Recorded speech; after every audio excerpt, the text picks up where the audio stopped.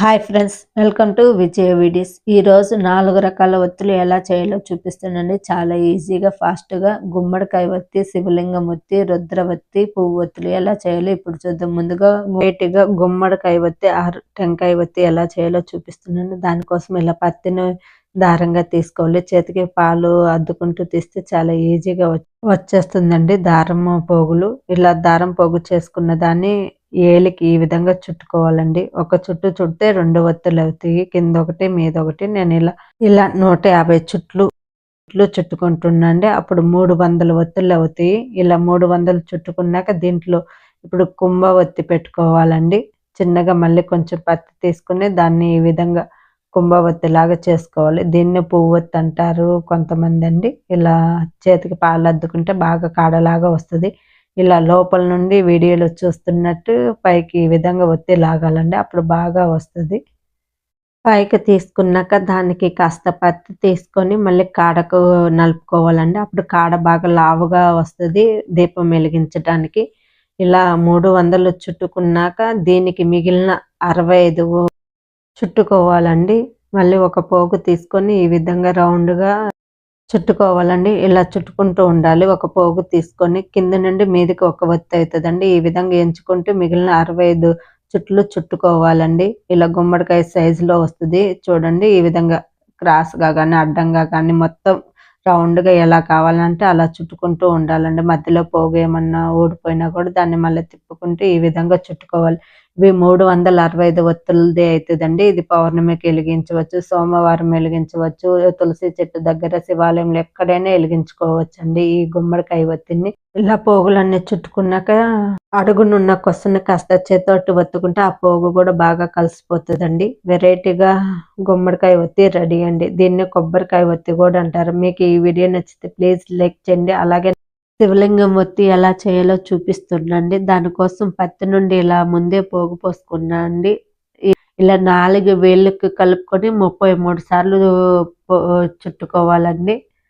4 వేళ్ళకి కలిపి ఒకసారి, 3 వేళ్ళకి కలిపి ఒకసారి 33 పోగులు చొప్పున చుట్టుకోవాలండి. నేను ఇప్పుడైతే ఇది 33 పోగులతోటే చేస్తున్నా. మీరు కావాలంటే 365 పోగులు పెట్టుకొని కూడా ఈ శివలింగం ఒత్తి చేసుకోవచ్చండి. మీ ఇష్టం ఎలా అయినా చేసుకోవచ్చు.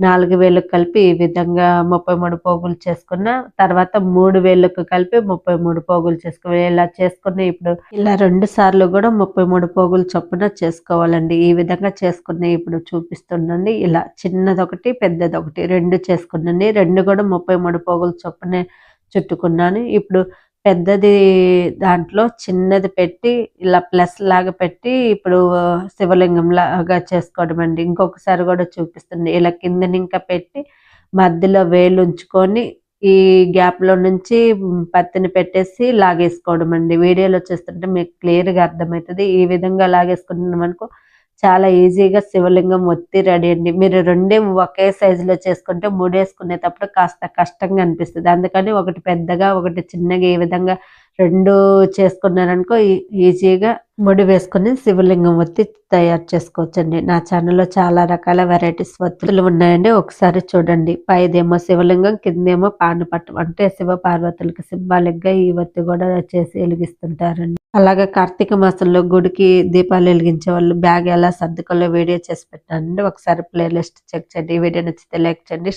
శివుడికి ఎంతో ఇష్టమైన రుద్రవతి ఎలా చేయాలో చూపిస్తున్నాను. దానికోసం పత్తి నుండి పోగు ఇలాగ ముందుగానే తీసి పెట్టుకున్న ఏళ్ళకి 27 సార్లు చుట్టుకున్నా అండి. ఇలా చుట్టుకున్న పోగులకి 365 వరుసలు వచ్చేలాగా చుట్టుకోవాలండి. సుమారుగా 165 వరుసలు చుట్టుకుంటే కింద ఒకటి మీద ఒకటి కలిపి 365 పైనే అవుతాయండి. ఇలా చుట్టుకున్నాక ముడియడం కోసం ముందుగా మనం 27 పోగులు చేసుకున్నాం కానీ దాని మధ్యలో ఈ విధంగా గ్యాప్ చేసుకొని ఒక చివర తీసుకొని ఇంకొకటి పెట్టి లాగేయాలండి. వీడియోలో చూస్తుంటే మీకు క్లియర్గా అర్థమవుతుంది. ఈ విధంగా ముడేసుకుంటే రుద్రవతి రెడీ అండి. ఇది కొంచెం కష్టం అనుకునే వాళ్ళకి ఈజీ మెథడ్ ఇంకొక వే చూపిస్తుండండి. ఇలా పోగు పోసుకున్న దాన్ని తీసుకుని 2 చివర్లు కలిపి దారంతో గట్టిగా ముడేసుకోవడం అండి. ఇలా అయితే చాలా ఈజీగా ఉంటుంది. ఇది కార్తీక పౌర్ణమి అప్పుడు కానీ, కార్తీక సోమవారాలు అప్పుడు కానీ, శివరాత్రి అప్పుడు కానీ ఎప్పుడైనా వెలిగించవచ్చు. శివుడికి ఎంతో ఇష్టమైన రుద్రవతి రెడీ. మీకు ఈ వీడియో నచ్చితే లైక్ చేయండి. కొవ్వొత్తులు ఈజీగా ఫాస్ట్‌గా ఎలా చేసుకోవాలో చూపిస్తున్నాండి. దానికోసం పత్తిని ఇలా శుభ్రంగా చేసుకొని నలకలు అవన్నీ తీసేసుకొని చేత్తోటి ఈ విధంగా అనుకుంటూ ఉండాలండి. ఒక చేతిలో నుండి ఒక చేత్తోటి పత్తి ఈ విధంగా లాగుతూ ఉంటే చాలా స్పాంజీగా పత్తి బాగొస్తదండి. ఒత్తులు చేయటానికి చాలా బాగుంటది. కొంచెంగా ఒత్తి తీసుకొని ఇలా చేత్తోటి నలుపుకోవడమండి.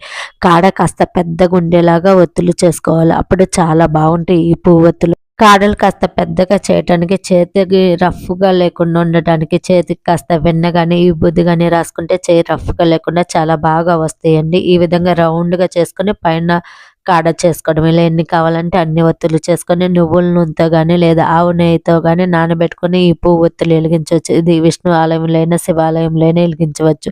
పిండి దీపాల మీద పెట్టి ఎలిగించొచ్చు. ఉసిరిక దీపాల మీద పెట్టి ఎలిగించొచ్చు. మీకు ఎలా కావాలంటే అలా ఈ పువ్వొత్తులు ఎలిగించవచ్చు. నేను పిండి దీపాల మీద పెట్టి ఎలిగించా. మీకు ఈ వీడియో లైక్ చేయండి, షేర్ చేయండి.